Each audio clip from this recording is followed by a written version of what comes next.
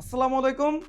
সম্পূর্ণ নতুন নিয়মে বিকাশ সেভিংস বা ডিপিএস বাতিল করে কিভাবে টাকা বুঝে নেবেন সেই প্রসেসটা আজকের এই ভিডিওতে চলুন বিস্তারিতভাবে দেখিয়ে দিচ্ছি। সো ভিউয়ার, সরাসরি আপনার বিকাশ অ্যাপসে এসে আপনি সেভিংস অপশনে চলে আসবেন।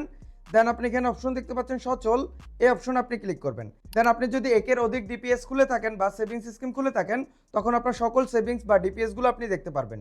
সো আপনি এখানে দেখতে পাচ্ছেন আমার অলরেডি 3টি ডিপিএস খোলা আছে।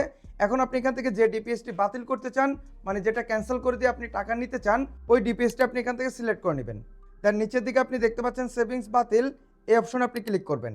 তারপর নিচে আবার আমি নিশ্চিত করছি, এই অপশনে ক্লিক করবেন। দেন নেক্সট স্টেপে আপনার বিকাশ অ্যাকাউন্টের যে পিন নম্বর আছে ওই পিন নম্বরটি আপনি দিয়ে নেবেন। পিন নাম্বার দিয়ে পিন কনফার্ম করুন, এই অপশনে ক্লিক করবেন। দেন নেক্সট স্টেপ দেখতে পাচ্ছেন সেভিংস বাতিল করতে ট্যাপ করে ধরে রাখুন। সো আপনি এখানে চেপে ধরে রাখবেন। চেপে ধরে রাখার সাথে সাথে আপনি দেখবেন আপনার সেভিংস স্কিমটি বাতিল হয়ে গেছে এবং আপনাকে বিকাশ এবং আপনি যে প্রতিষ্ঠানে বিকাশের মাধ্যমে সেভিংস স্কিম বা ডিপিএসটি খুলছেন ওই প্রতিষ্ঠান থেকে আপনাকে একটি এসএমএস দিয়ে দিবে এবং আপনার যে তারিখে আপনার সেভিংস স্কিম বা ডিপিএসটি খুলবেন ওই তারিখ থেকে শুরু করে 3 মাস না হওয়া পর্যন্ত আপনি কিন্তু সেভিংস বা ডিপিএস বাতিল করতে পারবেন না।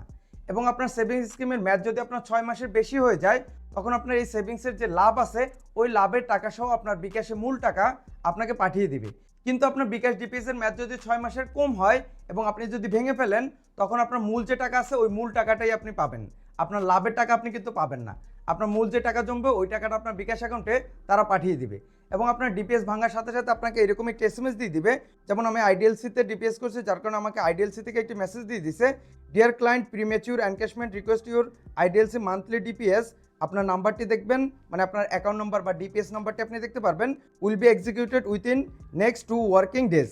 এর মানে হচ্ছে আপনি বিকাশ ডিপিএসটি যখন আপনি ক্লোজ করবেন বা বাতিল করে দিবেন, ওই দিন থেকে শুরু করে আপনার 2 দিনের মধ্যে মানে 48 ঘন্টার মধ্যে আপনার বিকাশ অ্যাকাউন্টে আপনার যে টাকাটি আছে, যে পাওনা টাকা আছে, ওই টাকাটি আপনাকে তারা পাঠিয়ে দিবে।